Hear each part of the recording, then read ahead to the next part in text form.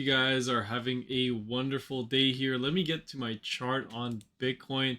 Again, I don't do as many updates as I used to for the Crypto Wiki channel. But again, don't forget, guys, I'm still trading every day. Even though I don't make these updates as often as I used to, again, the members are getting the prime trade setups. Look at these setups that I just posted here. We're up over 52% on an ICP long. Again, these are 10% portfolio trade sizes. So these are big swings. That means I'm up 52% on 10% of the portfolio. That's a 5% increase in the portfolio. ETC and SOL longs as well. And then I closed a nice little long position on Bitcoin with a higher leverage trade here, up 39%, sorry, with a 10x leverage trade. And again, bingo, you know, it was SOL was printing, ICP was printing, and Ethereum was printing. Those trades are all up even more right now. And yeah, I mean, again, if you guys want to get access to my trades, don't forget that you get the links in the description. And if Bitcoin does make an all-time high, the prices are going to increase. So, in my opinion, I think Bitcoin has a good shot of potentially breaking out here, and maybe extending this wave higher. But at the same time, you know, I'm still leaning a little bit on the bearish side, but we're getting some conflicting data points here. So let me get into the analysis on market cipher. So let's start off with the larger time frames, right? So Bitcoin's been bleeding down for months on end, right? Now 16 and a -5 on the dual band strength index this week does not warrant a lot of upside, right? If anything, it warrants downside. Monthly time frame is also looking very bad with a 20 and a -5 on the dual band strength index 19 days ago.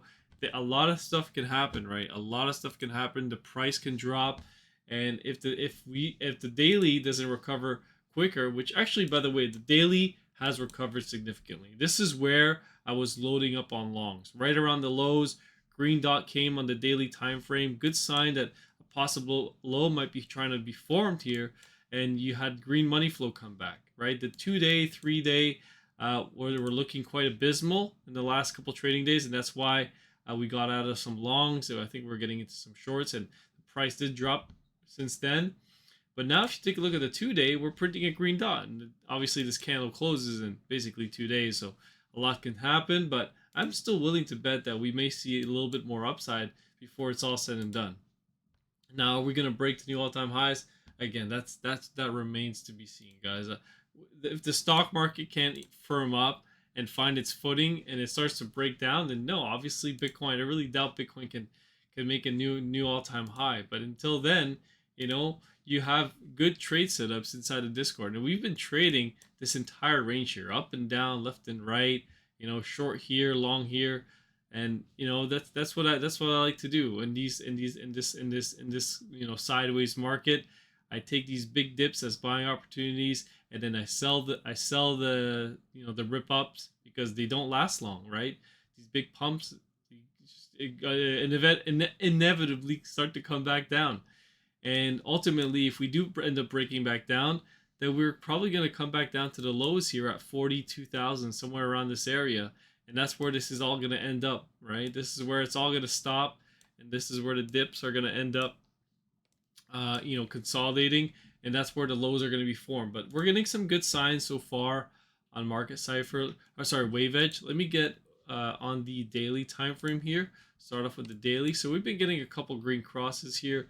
Bullish signs, 2-day, 3-day, 4-day, and the weekly, no new signals. But I believe it's the 8-hour time frame. There we go. The 8-hour time frame, we actually got a big signal that smart money was buying the dip here. Now we get over to the last buy signal that we got on the 8-hour time frame, and it was at the lows of August 2023, right around 25,000 before it ran up to 72,000. And then we got another one right here at the lows, another one right here at the lows.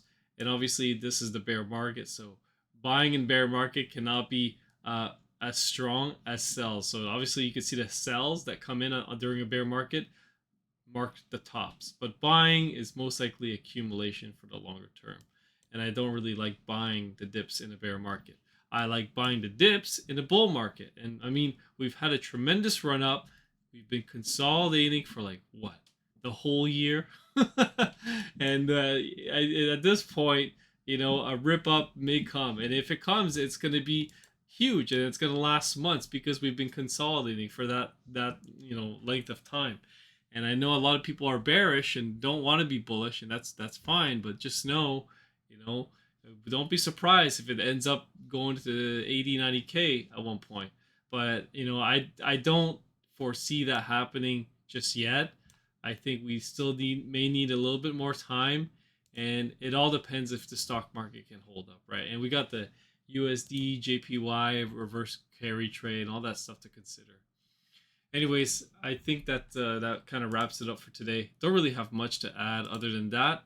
Hopefully, you guys have a wonderful day. If you guys want to get access to my trades in real time, feel free to sign up with the link in the description. Peace.